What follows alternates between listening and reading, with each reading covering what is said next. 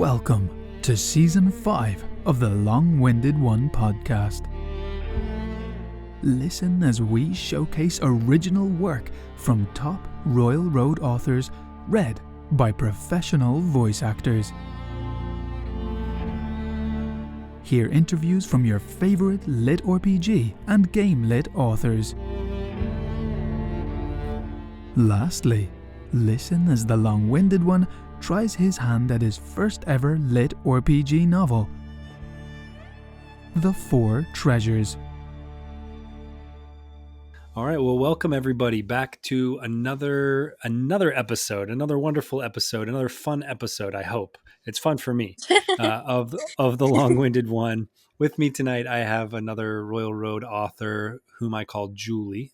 She writes under the name. Is it just B3am? Is that how you say it? Like R2D2, right? You know, It's supposed to be beam, with the three being signifying an E, but beam was taken.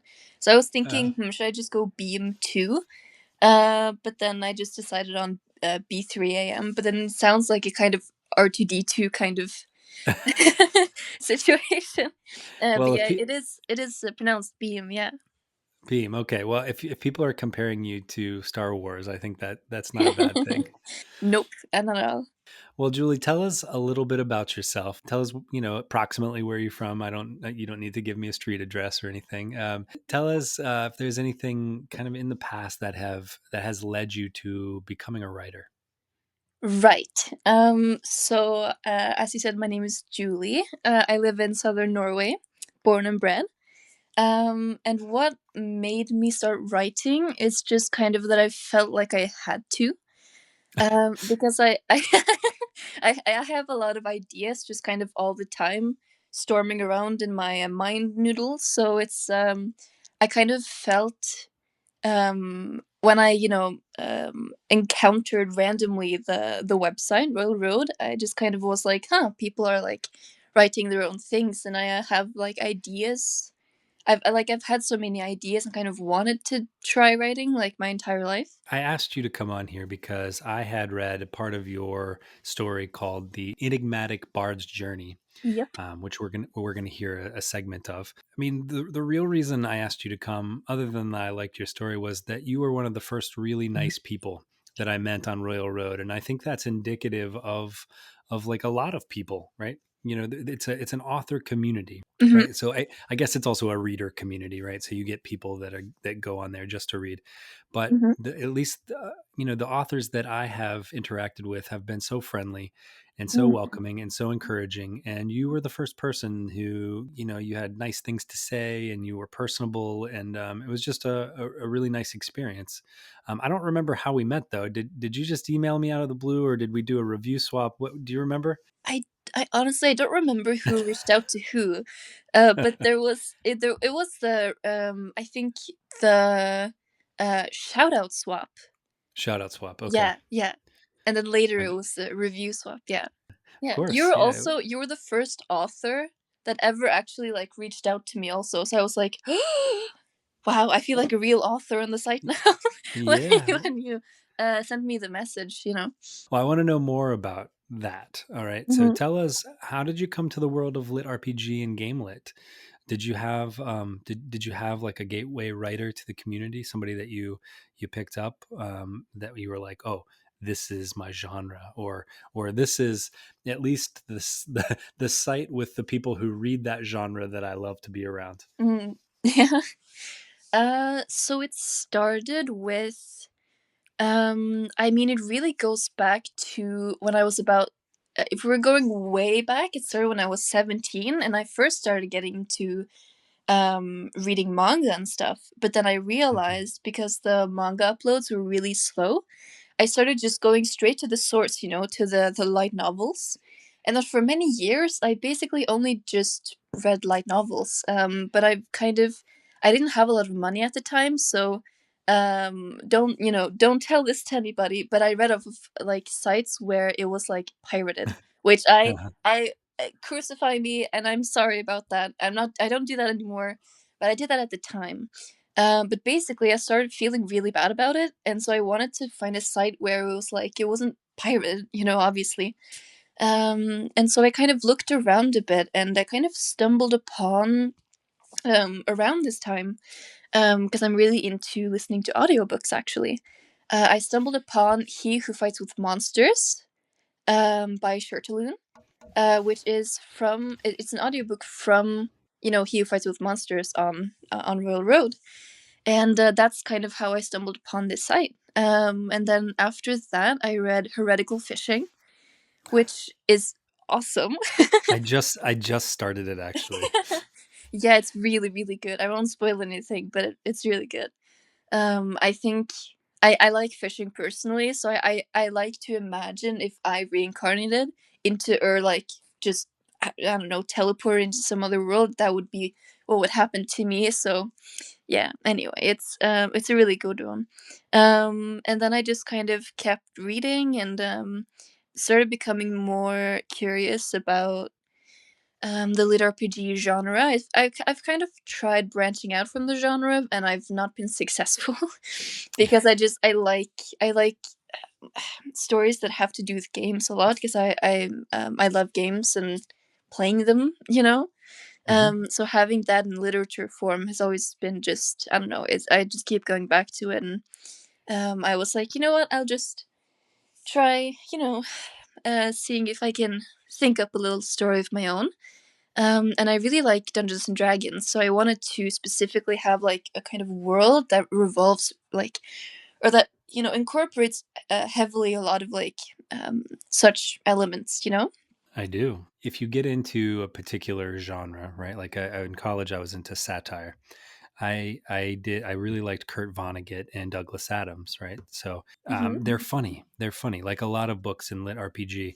And I think I was like, well, I like satire so much. Let me try some George Orwell, like Animal Farm and stuff. And you just can't go that direction. You can't go from funny to like really serious, Yeah. or at least it's difficult to. Yeah. It's much easier to start with the George Orwell and make your way to Douglas Adams. But Mm-hmm. I think the same can be said for fantasy and science fiction, right? Once there's a lot of levity, a lot of humor in lit RPG, and to try to like leave that, right, and Yeah. Yeah. go to a more serious fiction or science fantasy, it's been hard for me too. You agree with that? Yeah. No, I totally do. I've like, I remember I have a few books on my desk here, and I have not, like, I've tried picking them up, but I just haven't really. I just keep going back to like um to lit RPGs. Yeah. Because it's like, it's a lot of the stories, they're very easily consumable, but like not in like a bad way. And then they're funny, but at the same time, it's like, of course, if they're written well, then there's still like a lot of moments that like give the characters a lot of like, oh, what's the word, breadth or Mm-hmm. something, like Yes. depth. And I Yeah. don't know, I feel like it's such a good genre because it kind of has everything in one, because like it can have heavy moments, but then it has like that like backbone of, or whatever the word for it is, of having humor. So it's like it kind of dips, but keeps at like a very consumable level. Mm-hmm. Kind of. Yeah. So yeah, it's really, really good. So you started reading some of these books on Royal Road. How has your experience been on Royal Road, Mm. both as a reader and as a writer? Yeah, so I'll start with as a reader, but I would say it's been phenomenal. And I'd say that's mostly because like it's a very honest site. It's like it feels human, and it feels like grounded. And like all of the, like, I think it's so awesome that all of the advertisements are like, they're made by authors, and sometimes they're just awful memes like drawn in MS Paint. But I love that, like, I can just, I don't know, like, I can just click around and not worry about getting like, oh, what's the word, hacked. Yeah. Oh yeah. Yeah. And it's just, I don't know, I like the setup of the site, and so I feel like it's easy to find, for example, like if you like one work, then it's like you can easily find more works that are like it and stuff like that. I don't know, I think it's an awesome site. So as a reader, I gush over the site. It's so good. And as a Hmm. writer, obviously, like I don't know, I feel like it's really good. Yeah. it has very, I feel, affordable rates. For example, if you want to create your own such advertisement. You're right there, and I've talked to several writers now, and they've told me that depending on the genre that you're into, there are other sites out there, right, Mm-hmm. for maybe other genres, like romance, for example. You might do better on Scribble Hub or something like the erotica or whatever. But Royal Road tends to cater to game lit, progression fantasy, lit RPG, that sort of thing. So I think it probably depends on what you're looking for, but I agree with you. So I wanted to know, you seem like you have a lot of ideas, and Mm-hmm. you've started, based on what we've talked about before we pushed record, that you have two stories out there now on Royal Yeah. Road, that you're developing both. So you may not be able to answer this question 100%, but I wanted to know if you use Patreon in any way to supplement your writing. So I don't. I'm exclusively on just on Royal Road because I feel like something that I really like about Royal Road is that it's very easy to just write and then publish, and I don't really feel a lot of pressure when it comes to writing. Of course, some pressure is built up, like with my Enigmatic Bard's Journey series, because like I'm on book 2 now, and it's like I feel like I've been on a hiatus, which has been just I feel absolutely terrible about with that story. But I feel like if I add Patreon into the picture, then I'll feel like a very big like weight on my shoulders that I have to post regularly, because then it's like then money is involved, you know? And Right. then I'll feel like a lot of responsibility. And of course that could be, I mean, I suppose that could be good for me as well, because that would mean that I write more, I suppose. But then I feel like I don't know. I fear that I'll write more, but that I feel so pressured to write that what I write then becomes of a lower quality. I'm in that same predicament right now where, I've Mm, just finished book one, starting on book two, and I thought, this is the perfect opportunity to get on Patreon. But yeah. for that, you need quite the backlog of chapters, and Mhm. I think the amount of pressure that already goes into marketing a book on, even on Royal Road, there's a fair amount of, we talked about it, like shout out swaps, review swaps that you need to do in Mhm. order to be competitive. I think you're right. I think that would add on quite a bit to my shoulders. Let's pretend that there's somebody listening to this episode that either has read my work or your work, or maybe had already discovered Royal Road, and they're thinking about getting into writing. Is there any kind of advice that you could provide those people? Yes, just try. You know, just pick a genre that you really like reading. Maybe one that has like I feel like, for example, a genre that has a pretty kind of set blueprint that I feel like is very beginner friendly is like isekai, like portal fantasy, that kind of thing. Start super simple, just like a bare bones story. Like you don't have to feel bad about that. Like just start with something that you know through and through, like what people like to see, and then just kind of roll with that, you know? Hmm. And then you can add more and more as you keep going, and you don't even really have to publish it, just like to get used to actually like writing a story. Sure, um, a likely story. yeah. So I mean, unless you want to, of course, you know, I feel like it'll sound disingenuous if I say that I won't judge you if I've just said that. I won't judge you. Oh, Anyway, and don't worry too much. Like if someone's like, you know what you're writing is like, I can tell that you're just starting out, and it's like it's not very good. But like it, if it's not very good, then that's fine, you know. And even like then, like as I said, you don't even have to publish it. Just get kind of somewhat comfortable with a type of like routine, right? Like let's say you write like 500 words, or 200 words, or one word, I don't know, every day or every other day, and then just kind of try to just like let your brain flow, you know? can we find you online anywhere? Like, where should we focus on Royal Road if we're looking for, Beam? So all of my fruits are in a single basket. Yep. Gotcha. Yeah. I'm only really on Real Road. I don't really use social media all that much, to be honest, because like it's just I don't Toxic? know. Yeah, yeah.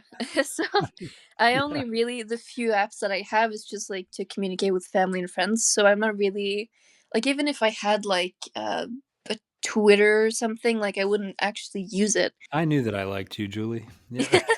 So we're going to hear someone named Jenna is Hmm. going to read about 10 minutes of the Enigmatic Bard's Journey. And I was hoping that you Yeah. could frame what we're about to hear. Could you tell us a little bit about that? Yes, of course. So first of all, Jenna is so nice. I've talked to her, behind the scenes, and she's just like she's so cool.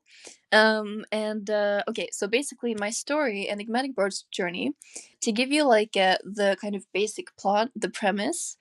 It is a man named Karsten, a Norwegian actually. It's just from the beginning of chapter 1 for 10 minutes or 11 minutes. And it basically is just Karsten's introduction to the new world. Because as I said previously with a device segment, that you should maybe start with an isekai.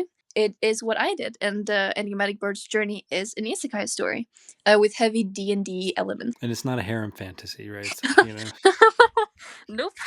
I'm just kidding. I'm getting ready to start book 2. This isn't a plug for my book. Mhm. I'm planning to include a bard in book 2 because I think I think it's so important to get that music in there, right? Yep. Mhm. I've written at least 2 songs into my first book. One was a sea shanty, and the other Mhm. was kind of like a lullaby. And Mhm. so I've got good things on the horizon for my bard. Yeah. Good. Good job. I know you started one more story Mhm. recently. Would you like to tell us about that before we go? Yes, I can. So this is a story that I started writing basically to kind of get back into the flow of writing again because as I've said, I've kind of been on a unintended hiatus from Enigmatic Bird's Journey, and this new story is called Blaire the Human, and it's basically about a humoroid, aka a human roid, like droid, Mm-hmm. from Earth, but it's like Earth in its darkest timeline. Like it's basically like super dehumanized. Like it's like all top brass, and then everything below is just hell. She passes at her own hand, if you understand, or by her own I do. violation. Yeah. I do And understand. Yeah. that this is going to be a huge surprise, but it is actually also an isekai. Oh, You might notice that I like isekai stories. there are no trucks involved with this story, right? Nobody gets hit by Nope. a truck. Nope, nope. It's just a Mhm. beautiful cliff. From the, evil, vile earth that she comes from, she basically used to be a human, then she was unwillingly remade into like a humoroid, and she lived undyingly for like over 1,000 years as that. She forgot what it was like to be human. She becomes isekai as a seemingly normal human, and basically tries to learn what it is to be human again. That's cool. Well, thank you for hanging out with us, Julie. I cannot wait to hear Jenna's version of Enigmatic Bard's Journey. That's a tongue twister. So thanks for coming. Thank you for having me. Thank you for joining us down this litRPG deep dive. Please consider giving us a review on Apple Podcasts and visit us over at longwinded.one, where you can see past episodes and find all of our socials, even our new Discord server. We hope you enjoy.